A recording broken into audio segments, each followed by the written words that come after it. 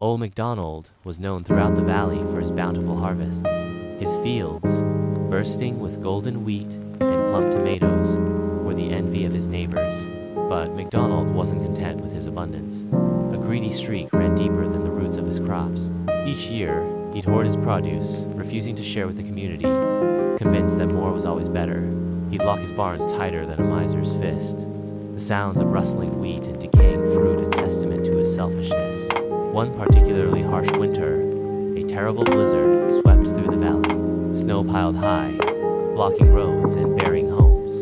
The villagers, their stores depleted, faced starvation.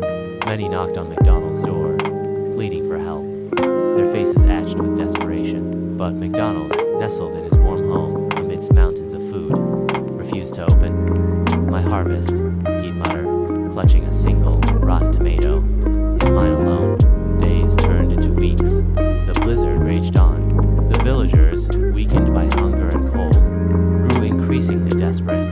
One day, a young boy, barely able to stand, stumbled to MacDonald's door, his eyes wide with hunger. He pleaded, his voice barely a whisper.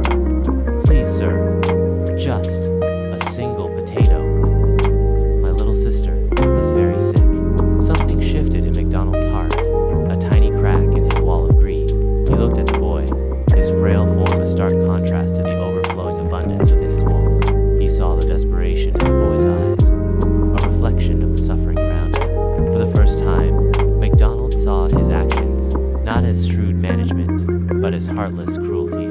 With trembling hands, he opened his barn. The smell of rotting fruit and vegetables hit him hard. He gathered a basket of potatoes, apples, and bread, his hands shaking with a mixture of guilt and relief. He gave the basket to the boy, his eyes filled with remorse. Word of MacDonald's change